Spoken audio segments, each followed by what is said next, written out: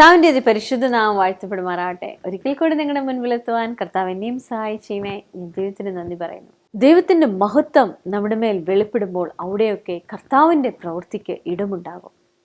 കർത്താവിൻ്റെ glory manifested ആവുമ്പോഴാണ് ദൈവപ്രവൃത്തി നമ്മളിൽ വെളിപ്പെടുന്നത്. ഇന്നത്തെ മെസ്സേജ് കേൾക്കുമ്പോൾ നിങ്ങളുടെ ജീവിതത്തിലും ദൈവത്തിൻ്റെ മഹത്വം വ്യാപരിക്കുവാനിടയായി തീരട്ടെ. എല്ലാ മേഖലയിലും കർത്താവിൻ്റെ പ്രവൃത്തി നിങ്ങളിൽ വ്യാപരിക്കട്ടെ.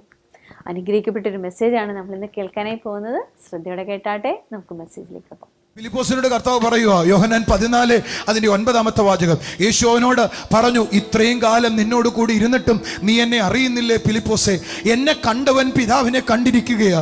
പിന്നെ പിതാവിനെ കാണിച്ചു തരണം എന്ന് നീ എന്തിനാ പറയുന്നേ? അടുത്ത വാചകം, പിതാവ് എന്നിലും. 11 വാചകം, ഞാൻ പിതാവിലും പിതാവ് എന്നിലും എന്ന് വിശ്വസിപ്പിൻ. അടുത്ത വാചകം വായിക്കാവോ? അല്ലെങ്കിൽ പ്രവർത്തികൾ നിമിത്തം വിശ്വസിപ്പിൻ. അപ്പൊ ദൈവത്തിന്റെ പ്രവർത്തികളിലൂടെയാ, കർത്താവിൻ്റെ പ്രവൃത്തികളിലൂടെയാ അവൻ്റെ മഹത്വം നമ്മുടെ ഇടയിൽ മാനിഫെസ്റ്റഡ് ആകുന്നത്. ഒരു ഹല്ലേലൂയ പറയാവോ? ഏതെങ്കിലുമൊക്കെ തലയിൽ കയറിയോ? പഴയ നിയമത്തിൽ എങ്ങനെയാ ദൈവത്തിന്റെ തേജസ് വെളിപ്പെട്ടത്? കാണത്തക്ക വിധത്തില. അത് ലിറ്ററലി കാണുകയായിരുന്നു ഉണ്ടായിരുന്നേ. പക്ഷെ പുതിയ നിയമത്തിൽ എന്നായിരുന്നു? ആ തേജസ് വെളിപ്പെട്ടപ്പോൾ പ്രവൃത്തി വെളിപ്പെട്ടു. ഒരു ഹല്ലേലൂയ പറയാവോ? പഴയ നിയമത്തിൽ തേജസ്സിൽ താമസിച്ചവരുടെ കൂട്ടരുടെ പേരെടായിരുന്നു ഇസ്രായേൽ ജനം. അവർ താമസിച്ച സ്ഥലം എവിടെയായിരുന്നു? തേജസ്സിനകത്തായിരുന്നു. എല്ലാവരും കൈ ഇങ്ങനെ കാണിച്ചിട്ട് പറഞ്ഞേ, തേജസ്സിനകത്ത്. ഇവന്മാർ താമസിച്ച സ്ഥലത്തിന്റെ പേരെന്തുവാ? മരുഭൂമിക്കകത്തല്ല. പറ, ഉറക്കെ പറ. മനോജ് എവിടെയാ താമസിച്ചേ? മരുഭൂമിയിലെ അല്ല, മരുഭൂമിയിലാന്ന് നാട്ടുകാർ പറഞ്ഞതാ. വേദപുസ്തകം പറയുന്നത് 19 അധ്യായം പുസ്തകം 19:4 അവരെ എൻ്റെ അടുക്കൽ കൊണ്ടുവന്നു എന്ന്. അവർ താമസിച്ചത് ഗ്ലോറിക്കകത്താ. ഈ ഗ്ലോറിക്കകത്ത് താമസിച്ചുകൊണ്ട് എന്നതാ ഗുണം? നോക്കിക്കേ, അവന്മാര് പിന്നെ ഷർട്ട് മേടിച്ചിട്ടില്ലെന്നേ. നിങ്ങൾക്ക് വല്ല മനസ്സിലാകുന്നോ? ഷൂസ് മാറിയിട്ടില്ലെന്നേ. തേഞ്ഞിട്ട് വേണ്ട, കേടായിട്ട് വേണ്ട വേറെ മേടിക്കാൻ. കാലും കൈയും മുടമ്പനായിട്ട് ഒരുത്തം പോലും അതിനകത്ത് താമസിച്ചിട്ടില്ലെന്നേ.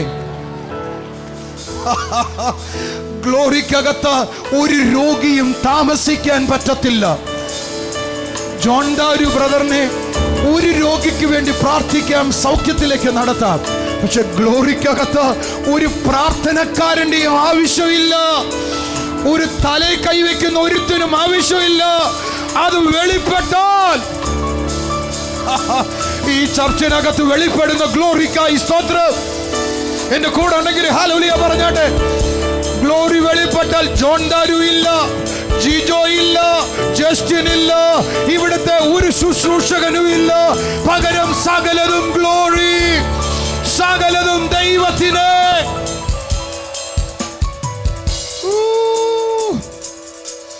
നമ്മൾ ഒരിക്കൽ കൂടെ അവിടേക്ക് തിരിച്ചു വരാം.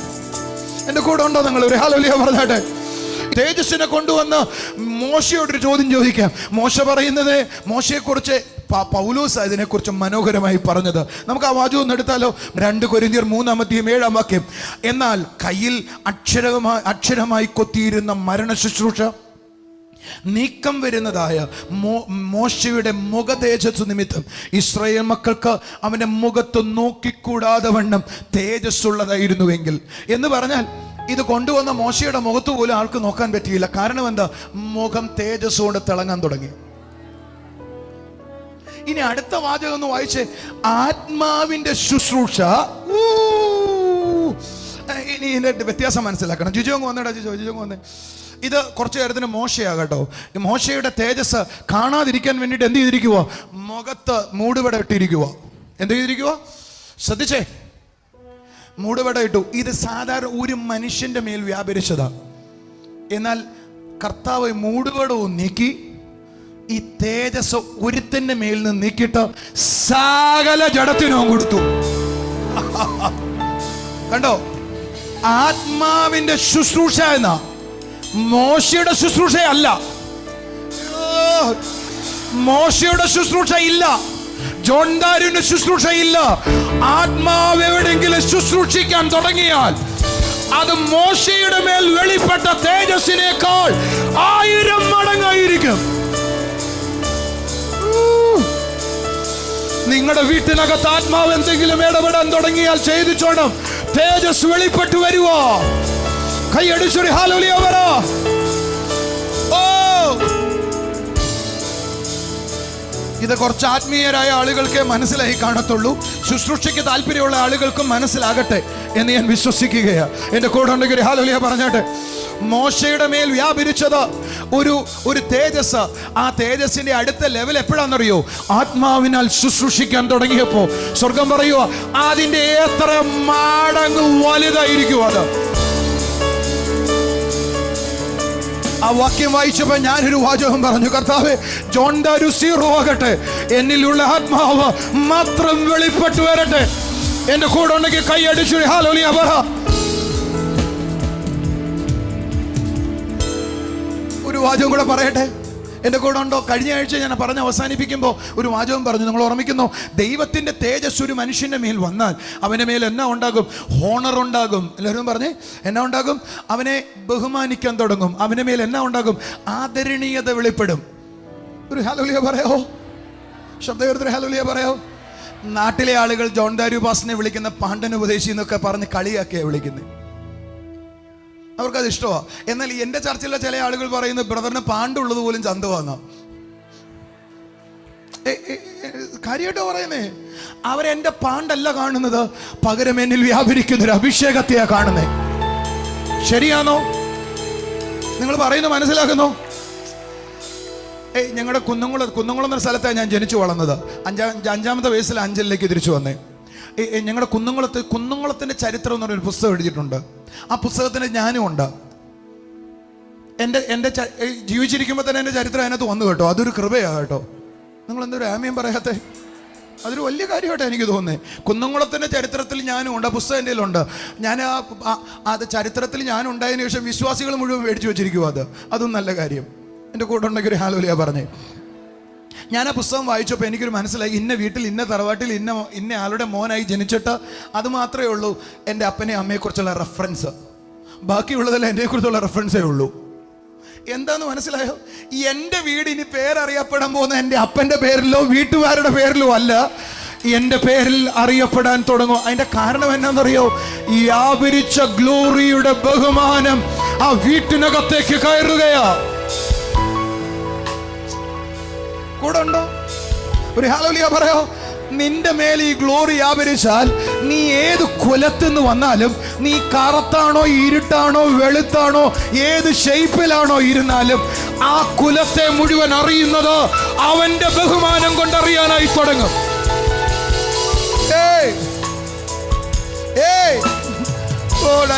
കഴിഞ്ഞ ആഴ്ച ഞാൻ പറഞ്ഞു ദൈവ തേജസ് വ്യാപരിച്ചാൽ ബ്രൈറ്റ്നെസ് വരും, തിളക്കം വരും. കണ്ടോ, യേശു കർത്താവ് എബ്രായ ലേഖനം 1-ാം അധ്യായത്തിൽ 3-ാം വാക്യം നമ്മൾ വായിച്ചു ഓർമ്മയുണ്ടോ?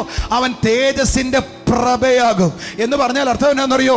യേശു കർത്താവിൽ വ്യാപരിച്ച അതേ തിളക്കം ആ നിമിഷം മുതൽ എൻ്റെ മേൽ വ്യാപരിക്കുകയാണ്. കാരണം എന്താ? മഹത്വത്തിന്റെ പ്രത്യാശയായ ക്രിസ്തു എൻ്റെ അകത്ത് വ്യാപരിക്കുകയാ. സഹോദര, നീ ആരാന്നാ നിന്റെ വിചാരം? അടുത്തിരിക്കുന്ന ആളെ കൈ കൊടുത്തിട്ട് ചോദിച്ചേ, നീ ആരാന്നാ നിന്റെ വിചാരം? മത്തായി ചേട്ടന്റെ മോന്റെ മോനാന്നല്ലേ നിന്റെ തലയിലെ വിചാരം? അല്ല, നീ തേജസ്സുമായി നടക്കുന്ന ദൈവ പൈതലാണ്. എന്റെ കൂടെ ഉണ്ടെങ്കിൽ കൈ അടിച്ചുകൂടി ഹല്ലേലൂയ പറഞ്ഞാട്ടെ.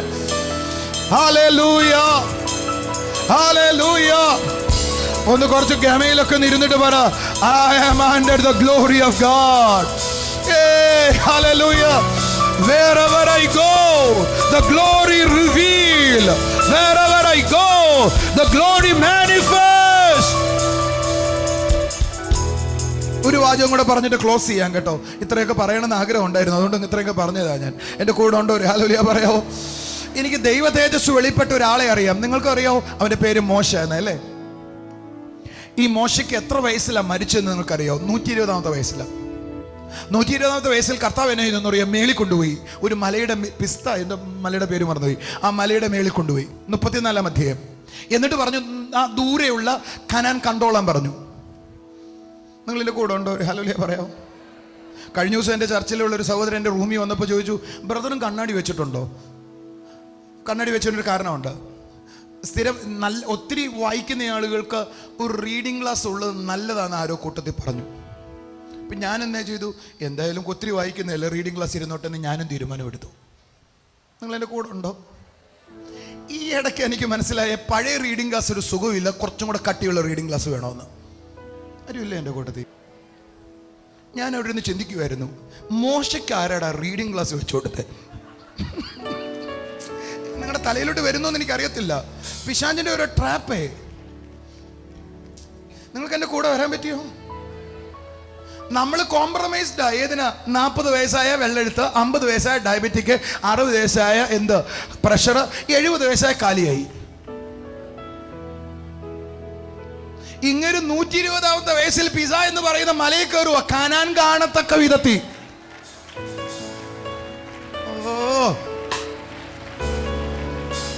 ഇനി മേളിൽ കയറിയിട്ട് എടാ ഒരു വെള്ളെഴുത്തിന്റെ കണ്ണാടി കൊണ്ടുപോടാ, ദൂരെ കാണാനില്ലെന്നല്ല പറഞ്ഞേ.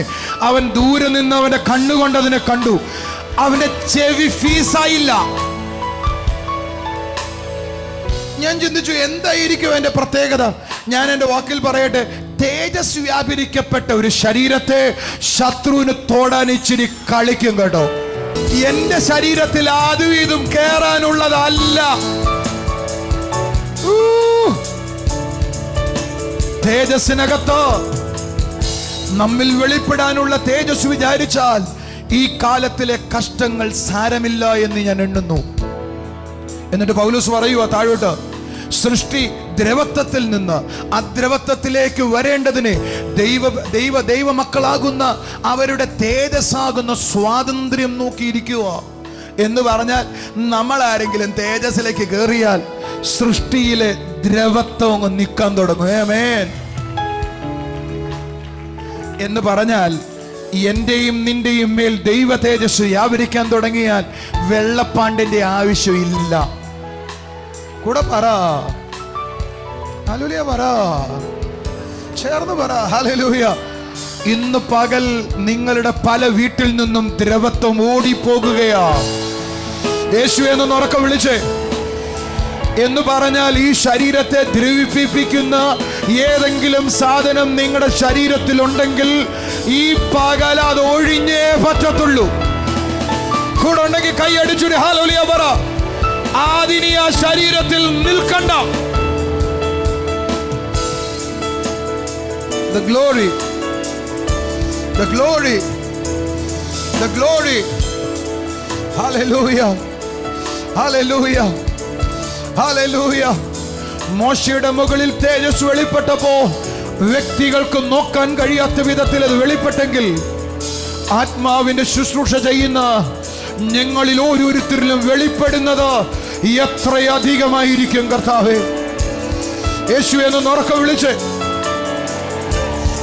യേശു എന്ന് ഉറക്കെ വിളിച്ച് ഹല്ലേലൂയ. മോശ ചെയ്തതിനേക്കാൾ അപ്പുറമായി ചിലത് ചെയ്യുവാൻ, പട്ടണത്തിൽ ദൈവത്തിന്റെ പ്രവൃത്തിയിലൂടെ ദൈവത്തിന്റെ മഹത്വത്തെ കൊണ്ടുവരുവാൻ വിളിക്കപ്പെട്ട ആത്മാവിന്റെ ശുശ്രൂഷ ഗണമാണ് ഞാനെന്ന് തിരിച്ചറിയുന്നവർക്കായി സ്തോത്രം. പട്ടണത്തിനകത്തേക്ക് ദൈവപ്രവൃത്തിയിലൂടെ ദൈവത്തിന്റെ മഹത്വത്തെ കൊണ്ടുവരാൻ. ഹല്ലേലൂയ. ഞാനൊരു വാക്ക് നിങ്ങൾക്ക് വേണ്ടി പ്രാർത്ഥിക്കട്ടെ.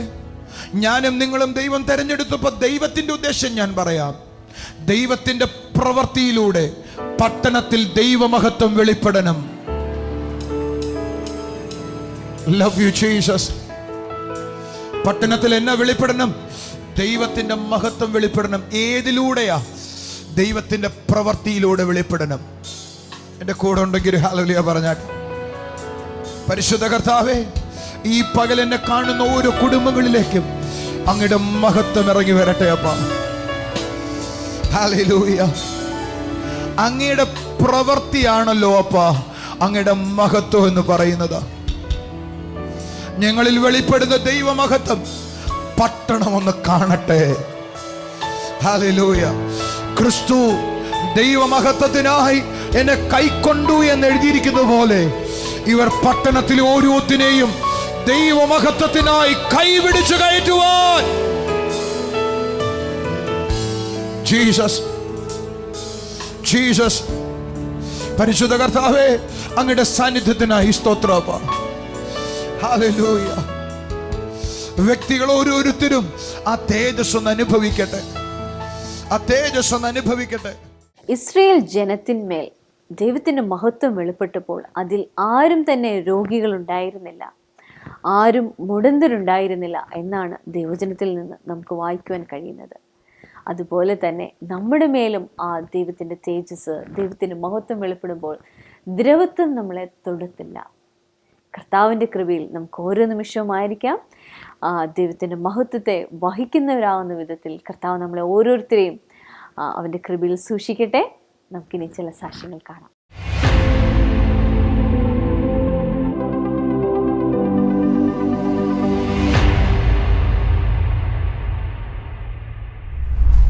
ജോർജ് തോമസ് നെല്ലായിൽ നിന്ന് കടന്നു വരികയാണ്, തൃശ്ശൂർ നെല്ലായിൽ നിന്ന്.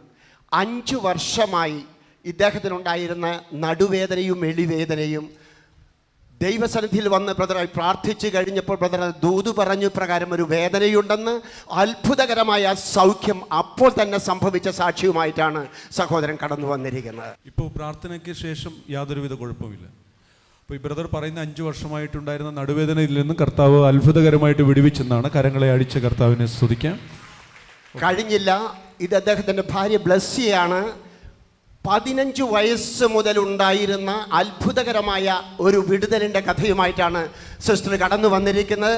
സിസ്റ്ററിൻ്റെ ഇടത് തോളിൽ കൂടി കയ്യിലേക്ക് ഇറങ്ങിയ ശക്തമായ വേദനയായിട്ടാണ് ആ സഹോദരി ഇരുന്നത്. കഴിഞ്ഞ മീറ്റിങ്ങിൽ അത്ഭുതകരമായ വിടുതൽ ദൈവം കൊടുത്തുവെന്ന സാക്ഷ്യവുമായിട്ടാണ്. അതും ബ്രദർ ആ ദൂത് പറഞ്ഞതിന് ശേഷമാണ് അത്ഭുതം സംഭവിച്ചത്. 15 വർഷമായി 15 വയസ്സ് മുതൽ. 15 വയസ്സ് മുതൽ. ഇപ്പം എത്ര വയസ്സുണ്ട്? അപ്പോൾ 15ാമത്തെ വയസ്സിൽ ഈ തെങ്ങിൻ്റെ പട്ട തലയിൽ വീണതാണ്. അതിനുശേഷം തോൾഭാഗത്തും കൈയുടെ ഭാഗത്തും ശക്തമേറിയ സഹിക്കാൻ പറ്റാത്ത വേദന എന്നാണ് പറയുന്നത്. എന്നാൽ കർത്താവ് കഴിഞ്ഞ മീറ്റിങ്ങിൽ കടന്നു വരുമ്പോൾ ബ്രദർ അങ്ങോട്ട് നോക്കിയിട്ട് ദൂത് പറഞ്ഞു, നിങ്ങളുടെ തോളിലുള്ള ഭാഗത്തുള്ള വേദന മാറ്റുന്നെന്ന് പറഞ്ഞു. മാറ്റുന്നെന്ന് പറഞ്ഞതിന് ശേഷം പിന്നെ ഉണ്ടായിട്ടില്ല. 15 വയസ്സ് മുതൽ ഉണ്ടായിരുന്ന ആ രോഗത്തിൽ നിന്ന് കർത്താവ് പൂർണ്ണമായി വിടുതൽ നൽകി. കരങ്ങളെ അടിച്ച് ശക്തിയോടെ കർത്താവിനെ സ്തുതിച്ചാണ്. ചെന്നാണ്. രമ എന്നാണ് ഈ സഹോദരിയുടെ വീട്. ചാലക്കുടിയിൽ നിന്ന് കടന്നു വരുന്നു. രമ. അതെ. ബ്ലഡ് കുറവ് മൂലം ഹീമോഗ്ലോബിൻ്റെ അളവ് 9 ഉണ്ടാകേണ്ട സ്ഥാനത്ത് 6 ആയിരുന്ന ഒരവസ്ഥയായിരുന്നു. അതുമൂലം മകൾ ഒത്തിരി ശാരീരിക അസ്വസ്ഥതകൾ, ഛർദി, ബലക്കുറവ്, എല്ലാ കാര്യങ്ങളും അപ്രകാരം ഉണ്ടായിരുന്നു. ബ്രദറിൻ്റെ അടുത്ത് വന്നു പ്രാർത്ഥിച്ചു. അത്ഭുതകരമായ വിടുതലിൻ്റെ സാക്ഷ്യവുമായി കടന്നു വന്നിരിക്കുന്നു. എനിക്ക് കഴിഞ്ഞ മാസം 21-ാം തീയതി എല്ലാ മാസം പ്രാർത്ഥനയ്ക്ക് ഇവിടെ വരുന്നതാണ്. എനിക്ക് കഴിഞ്ഞ മാസം വരാൻ പറ്റിയില്ല. പെട്ടെന്ന് എനിക്ക് ബ്ലഡ് കുറഞ്ഞ് തലകറക്കം ഛർദിയൊക്കെ ഉണ്ടായി. ആശുപത്രി പോയപ്പോൾ. എത്ര നാളായിട്ടുള്ളതാണ്? കഴിഞ്ഞ മാസം 2 ദിവസമായുള്ളൂ. അപ്പോൾ പെട്ടെന്ന് ഡോക്ടർ പറഞ്ഞു 2 കുപ്പി രക്തമൊക്കെ കയറ്റണമെന്ന് പറഞ്ഞു. ചേട്ടൻ പറഞ്ഞു വേണ്ട, നമുക്ക് നാളെ വെളുപ്പിന് സൂര്യ TV പരിപാടി കണ്ട് കർത്താവിനോട് പ്രാർത്ഥിക്കാമെന്ന് പറഞ്ഞു. അങ്ങനെ പ്രാർത്ഥിച്ച് അന്ന് തന്നെ എനിക്ക് വളരെ സൗഖ്യമായി. ഡോക്ടർ പറഞ്ഞു രക്തം കയറ്റേണ്ട ഒരു കുഴപ്പമില്ല എന്ന് പറഞ്ഞു. സൂര്യ TV കണ്ടിരിക്കുമ്പോൾ എല്ലാ ദിവസവും 5:30 നമുക്ക് സൂര്യയിൽ പ്രോഗ്രാമുണ്ട്. അടുത്തിരിക്കുന്ന നാളെന്ന് കരം കൊടുത്ത് പറഞ്ഞ് സൂര്യയിൽ 5:30 മീറ്റിംഗ് ഉണ്ട്. ആ സൂര്യയിലെ ടെലിവിഷൻ പ്രോഗ്രാം നമ്മുടെ ബ്രദറിൻ്റെ പ്രാർത്ഥന മീറ്റിംഗ് കണ്ടുകൊണ്ടിരിക്കുമ്പോൾ സിസ്റ്റർ പറയുകയാണ് ഹീമോഗ്ലോബിൻ്റെ അളവ് കുറഞ്ഞിരുന്നു, തലച്ചുറ്റലുണ്ടായിരുന്നു, ഛർദി ഉണ്ടായിരുന്നു. ഡോക്ടർ പറഞ്ഞു ബ്ലഡ് കയറ്റണമെന്ന്. പക്ഷേ തൻ്റെ ഭർത്താവ് പറഞ്ഞു നമുക്ക് TV പ്രോഗ്രാം കണ്ടാൽ മതി, പ്രാർത്ഥിച്ചാൽ മതി എന്ന് പറഞ്ഞു. പ്രാർത്ഥിച്ചതിൻ്റെ ഫലമായിട്ട് യാതൊരുവിധ കുഴപ്പമില്ലെന്ന് ആൻറ്റിയുടെ ചിരി കാണുമ്പോൾ തന്നെ നമുക്കറിയാം. കരങ്ങളൊന്ന് അടിച്ചെന്ന് കർത്താവിനെ സ്തുതിച്ചാട്ടെ. ശരി. Thrissur meeting serial number 6. ഈ മോളുടെ പേര് അപർണ എന്നാണ്. തൃശ്ശൂർ വേലൂർ എന്ന സ്ഥലത്ത് നിന്നാണ് ഇവർ കടന്നു വരുന്നത്. ഈ മകൾക്ക് +2 കഴിഞ്ഞതിന് ശേഷം ഇവർ വിചാരിച്ച കോളേജിൽ 3 അലോട്ട്മെൻറ്റ് കഴിഞ്ഞിട്ടും സീറ്റ് കിട്ടിയിരുന്നില്ല. ഇവർ പ്രയർ സെല്ലിലേക്ക് വിളിച്ച് പ്രാർത്ഥിച്ചു. അതിൻ്റെ ഫലമായി ഒരു സ്പെഷ്യൽ അലോട്ട്മെൻറ്റ് വന്നു. ഇവർ വിചാരിച്ച കോളേജിൽ വിചാരിച്ച വിഷയത്തിന് തന്നെ സെലക്ഷൻ കിട്ടി. ശരിയാണോ മോളെ? ശരിയാ. കർത്താവ് ചെയ്തതാണെന്ന് മോൾ വിശ്വാസമുണ്ട്. കരങ്ങളെന്ന് അടിച്ചെന്ന് കർത്താവിനെ സ്തുതിച്ച് അടുത്തിരിക്കുന്ന ആളിന് കരം കൊടുത്ത് പറഞ്ഞ് നിങ്ങൾക്ക് വേണ്ടി പുതിയൊരു കാര്യം കർത്താവ് ചെയ്യുമെന്ന് പറയും. പുതിയതൊന്ന് ചെയ്യും. ഒന്നുകൂടെ ഒന്ന് പറഞ്ഞ് കരം കൊടുക്കാത്ത ഒരു വ്യക്തി കരം കൊടുത്തിട്ടൊന്ന് പറഞ്ഞ് പുതിയതൊന്ന് കർത്താവ് ചെയ്യും. ആമേൻ. സന്തോഷത്തോടെ. Thrissur meeting serial number 11. Brother, ഈ സിസ്റ്ററുടെ പേര് ഷീജ എന്നാണ്. പട്ടിക്കാട് എന്ന സ്ഥലത്തു നിന്നാണ് ഇവർ കടന്നു വരുന്നത്. ഇവരുടെ ഇടതുകാലിൽ ഭയങ്കര നീരും വേദനയുമായിരുന്നു. കഴിഞ്ഞ മാസത്തെ മീറ്റിങ്ങിന് വന്നു, ബ്രദർ പ്രാർത്ഥിച്ചു. ഇപ്പോൾ യാതൊരു കുഴപ്പവുമില്ല എന്നാണ് സിസ്റ്റർ പറയുന്നത്. ശരിയാണോ? ഇവിടെ കഴിഞ്ഞ മാസം ആഗസ്റ്റ് 20-ാം തീയതി മീറ്റിങ്ങിനാണ് ഞാൻ വന്നത്. അപ്പോൾ വരുമ്പോൾ എനിക്ക് ഭയങ്കര കാലുവേദനയായിരുന്നു, നീരും വിങ്ങലും വേദനയായിട്ട് എനിക്ക് ഇവിടെ ഇരിക്കാൻ പറ്റണ്ടായില്ല. ഇവിടെ വന്ന് പ്രാർത്ഥിച്ചു. പിറ്റേ ദിവസത്തേക്ക് എനിക്ക് നടക്കാൻ പറ്റി. 3-ാം ദിവസം വിട്ടു മാറിപ്പോയി, വേദന മാറി. വേദനയില്ല. കർത്താവ് കൊടുത്ത സൗഖ്യത്തിനായിട്ട് നന്ദി പറയാം. ബ്രദറെ, ഈ സിസ്റ്ററിൻ്റെ പേര് ഓമന എന്നാണ്. ഓമന പാലക്കാട് ജില്ലയിലെ ഇരുമ്പകച്ചോല എന്ന് പറയുന്ന സ്ഥലത്ത് നിന്നാണ് വരുന്നത്. ഓക്കെ. സിസ്റ്ററിന് വളരെ നാളുകളായിട്ട് നെഞ്ചുവേദന, നടുവേദന, യാത്ര ചെയ്യുമ്പോഴേ ഛർദിൽ, തലകറക്കം, ഈ വക അസ്വസ്ഥതകൾ ഉണ്ടായിരുന്നു. അപ്പോൾ ഏപ്രിൽ മാസം പാലക്കാട്ട് വെച്ചുള്ള മീറ്റിങ്ങിൽ പങ്കെടുത്തു. അതോടുകൂടെ കർത്താവ് സിസ്റ്ററെ സൗഖ്യമാക്കി, പൂർണ്ണമായിട്ടും സൗഖ്യമായി. രണ്ടാമത് പറയാനുള്ളത്, മകനെ വീട്ടിലെ പൊട്ടിപ്പോയ ഒരു സ്വിച്ച് ബോർഡിലെ ഒരു ഇതുകൊണ്ട് പ്ലഗ് കൊണ്ട് കുത്തി ഷോക്ക് അടിച്ചു. പക്ഷേ അതിൽ അത്ഭുതകരമായിട്ട് മറ്റ് അപകടമൊന്നും ഉണ്ടായില്ല, പൂർണ്ണമായിട്ടും സുഖമായിട്ടിരിക്കുന്നു, സൗഖ്യമാക്കി. മൂന്നാമത് ഈ കുഞ്ഞിന് കഫക്കെട്ടുണ്ടായിരുന്നു, ജനിച്ചപ്പോൾ മുതലേ കഫക്കെട്ടായിരുന്നു. അതുപോലെ കയ്യിലൊരു മുഴയുണ്ടായിരുന്നു. ഇവിടെ വന്ന് ഡെലിവറി മീറ്റിങ്ങിൽ വന്ന് പങ്കെടുത്തു. അതോടെ കർത്താവ് പൂർണ്ണമായിട്ടും ആ മുഴയും മാറ്റി, കഫക്കെട്ട് മാറി, ഒരു കൂട്ടം സൗഖ്യമായിട്ടാണ് സിസ്റ്റർ ആയിരിക്കുന്നത്. എത്ര നാളായിട്ട് സിസ്റ്റർ വേദന ഉണ്ടായിരുന്നു?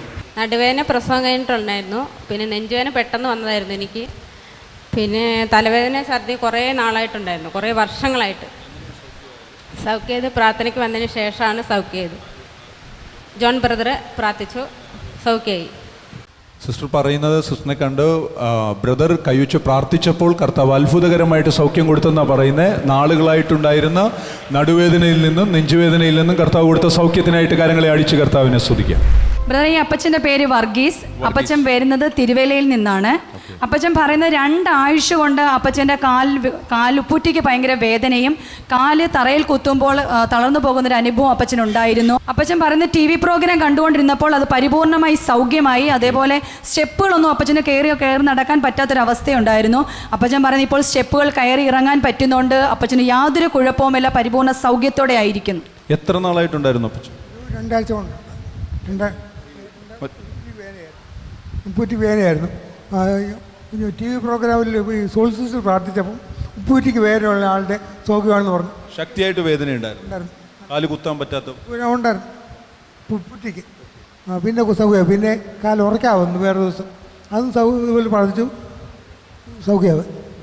ഈ TV കണ്ട് പ്രാർത്ഥിച്ചവരുടെ സൗഖ്യമായി. പിന്നെ ആ വേദന ഉണ്ടായിട്ടില്ല. കരങ്ങളെ അടിച്ചെന്ന് കർത്താവിനെ സ്തുതിച്ചാട്ടെ. TV കണ്ടപ്പോൾ കർത്താവ് കൊടുത്ത സൗഖ്യമായിട്ടാണ് താൻ ആയിരിക്കുന്നത്. കരങ്ങളെ അടിച്ചെന്ന് കർത്താവിനെ സ്തോത്രം ചെയ്യും. ബ്രദറെ, ഈ സിസ്റ്ററിന്റെ പേര് യൂഴ്സല എന്നാണ്. യൂഴ്സല, വ്യത്യസ്ത പേരാണല്ലോ. സിസ്റ്റർ വരുന്നത് ഇടുക്കിയിൽ നിന്നാണ് വരുന്നത്. സിസ്റ്റർ നമ്മോട് സാക്ഷ്യം പറയുന്നത്, സിസ്റ്ററിന്റെ ശരീരത്തിൽ എന്തോ കടിച്ചത് നിമിത്തം ശരീരം മൊത്തവും നീര് വരികയും അവിടെ ചൊറിയുന്നൊരു അനുഭവം ഉണ്ടായിരുന്നു. എന്നാൽ കഴിഞ്ഞ മാസം TV കണ്ടുകൊണ്ടിരുന്നപ്പോൾ സോളി സിസ്റ്റർ പ്രാർത്ഥിച്ചു, പറഞ്ഞു എന്തോ ശരീരത്തിൽ കടിച്ചത് നിമിത്തം നീര് വരുന്ന അനുഭവത്തിലായിരിക്കുന്ന വ്യക്തി സൗഖ്യമാകുന്നു എന്ന് പറഞ്ഞു. ആ നിമിഷം മുതൽ ശരീരത്തിൽ സൗഖ്യം വ്യാപരിക്കാൻ തുടങ്ങി. പിറ്റേ ദിവസമായപ്പോൾ അത് പൂർണ്ണമായും സൗഖ്യമായെന്നാണ് നമ്മോട് സാക്ഷ്യം പറയുന്നത്. സിസ്റ്റർ തന്നെ ഒന്ന് പറഞ്ഞു. അത് 2 ആഴ്ചയോളം മരുന്ന് മേടിച്ചായിരുന്നു, പക്ഷെ അതുകൊണ്ട് മാറിയില്ല, കൂടി വന്നതേ ഉള്ളൂ. ശരീരം മൊത്തം നീര് വന്നു, മുട്ടിന് താഴെയായിട്ട്, മുട്ടിന് താഴെയായിട്ട് നീര് വന്നു. കുറേ ഭാഗത്തേക്ക് കാല് മൊത്തം നീര് വന്ന് ഇങ്ങനെ ഇരുന്നപ്പം മരുന്ന് വാങ്ങിച്ചിട്ട് മാറിയില്ല. അപ്പോൾ സോളിസ്റ്റ് ഇങ്ങനെ TV-യിലൂടെ പറഞ്ഞു, ഇങ്ങനെ നീര് വെച്ച് വീർത്തിരിക്കുന്നു, അവിടെ എല്ലാം നീര് പടർന്ന് വന്നുകൊണ്ടിരിക്കുന്നതാണ്, അതിപ്പോൾ പൂർണ്ണമായിട്ട് മാറുന്നു. രാവിലെ ആയപ്പോഴത്തേനും നന്നായിട്ട് മാറി സൗഖ്യം.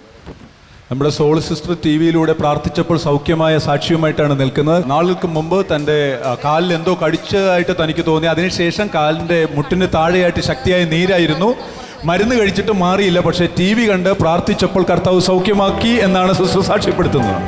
കരങ്ങളെ അടിച്ച് കർത്താവിനെ സ്തുതിക്കാം. നമുക്ക് ഒരു നിമിഷം പ്രാർത്ഥിക്കാം. സ്വർഗീയ പിതാവേ, ഈ പ്രോഗ്രാം കണ്ടുകൊണ്ടിരിക്കുന്ന ഓരോ കുടുംബങ്ങളെയും അവിടുത്തെ കരങ്ങളിൽ ഏൽപ്പിക്കുന്നപ്പാ.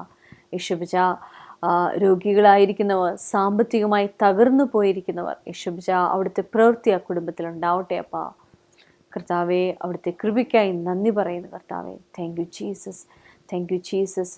യേശുപ്പ 10 വയസ്സിൽ താഴെയായ ഒരു കുഞ്ഞുമായി താമസിക്കുന്ന ഒരമ്മ ഈ പ്രോഗ്രാം കണ്ടുകൊണ്ട് കർത്താവെ കുടുംബജീവിതത്തിലെ അല്ലലിനെ ഓർത്തിട്ട് ഭാരത്തോടെ ആയിരിക്കുന്നു. യേശുപിജ അവരുടെ ജീവിതത്തിൽ ദൈവത്തിൻ്റെ പ്രവൃത്തി ഉണ്ടാവട്ടെ അപ്പാ. Thank you Jesus, thank you Jesus. കർത്താവെ, അവിടുത്തെ കൃപയ്ക്കായി നന്ദി പറയുന്നു. യേശുവിൻ്റെ നാമത്തിൽ. കർത്താവെ, പുക്കിളിന് ചുറ്റും വേദനയോടെ ആയിരിക്കുന്ന, വയറ്റിൽ പുക്കിളിന് ചുറ്റുമായി വേദനയോടെ ആയിരിക്കുന്ന, പ്രയാസത്തിലായിരിക്കുന്ന ആ സിസ്റ്ററിനെ, ആ അമ്മേനെ അവിടുത്തെ കരങ്ങളിൽ ഏൽപ്പിക്കുന്നപ്പ. യേശുവിൻ്റെ നാമത്തിൽ അമ്മയുടെ മേൽ അവിടുത്തെ സൗഖ്യം വ്യാപരിക്കട്ടെ അപ്പ, അവിടുത്തെ ശക്തി വ്യാപരിക്കട്ടെ അപ്പ. Thank you Jesus, thank you Jesus. കർത്താവെ, അവിടുത്തെ കൃപയ്ക്കായി നന്ദി പറയുന്നു. യേശുവെ, അവിടുത്തെ പ്രവൃത്തിക്കായി നന്ദി പറയുന്നു. കർത്താവെ, യേശുപിച്ച സ്പോണ്ടിലൈറ്റീസിനെ തുടർന്ന് ഭാരത്തോടെ ആയിരിക്കുന്ന ഒരു കൂട്ടം വ്യക്തികളുടെ മേൽ യേശുപിച്ച അവിടുത്തെ ശക്തി വ്യാപരിക്കണമേ അപ്പ. യേശുവിൻ്റെ നാമത്തിൽ പൂർണ്ണ സൗഖ്യം വ്യാപരിക്കട്ടെ അപ്പ. Thank you Jesus, thank you Jesus. കർത്താവെ, മുട്ടിന് തേയ്മാനത്താലായിരിക്കുന്ന, ജോയിൻസിൽ വേദനയായിരിക്കുന്ന കർത്താവെ വ്യക്തികളുടെ മേൽ അവിടുത്തെ സൗഖ്യം വ്യാപരിക്കട്ടെ അപ്പ. കർത്താവെ, ഈ പ്രോഗ്രാം കണ്ടുകൊണ്ടിരിക്കുന്ന ഓരോ വ്യക്തികളുടെ മേലും അവിടുത്തെ സൗഖ്യം വ്യാപരിക്കട്ടെ. Thank you Jesus, thank you Jesus. കർത്താവെ, അവിടുത്തെ കൃപയ്ക്കായി നന്ദി പറയുന്നു. യേശുപിച്ച പഠിക്കുന്ന കുഞ്ഞുങ്ങളെ അവിടുത്തെ കരങ്ങളിൽ ഏൽപ്പിക്കുന്നപ്പ, ദൈവിക ജ്ഞാനത്തിൽ വളർന്നു വീഴുവാൻ സഹായിക്കണമേ എന്ന് പ്രാർത്ഥിക്കുന്ന കർത്താവെ. യേശുപിച്ച അനുസരണത്തിലും ദൈവസ്നേഹത്തിലും വളരുവാൻ തക്കോണം സഹായിക്കണമേ എന്ന് പ്രാർത്ഥിക്കുന്ന കർത്താവെ. Thank you Jesus, thank you Jesus. സാമ്പത്തികമായി ഭാരപ്പെടുന്ന ഓരോ കുടുംബങ്ങളെയും അവിടുത്തെ കരങ്ങളിൽ ഏൽപ്പിക്കുന്നു. യേശുവിൻ്റെ നാമത്തിൽ കർത്താവെ, അവിടുത്തെ സമൃദ്ധി ആ കുടുംബത്തിന്മേൽ വ്യാപരിക്കട്ടെ. Thank you Jesus, thank you Jesus. കർത്താവെ, അവിടുത്തെ പ്രവൃത്തിക്കായി നന്ദി പറയുന്നു. സ്വർഗീയ പിതാവേ, അവിടെ ഞങ്ങളുടെ പ്രാർത്ഥന കേട്ടേനെ സ്തോത്രം. യേശുവിന്റെ നാമത്തിൽ തന്നെ ആമേൻ. നാളെ ഇനി കാണുവരെയും കർത്താവ് നമ്മൾ ഓരോരുത്തരെയും അവരുടെ ചെറിയ കീഴിൽ മറച്ചു കൊള്ളട്ടെ. God bless you. ആമേൻ.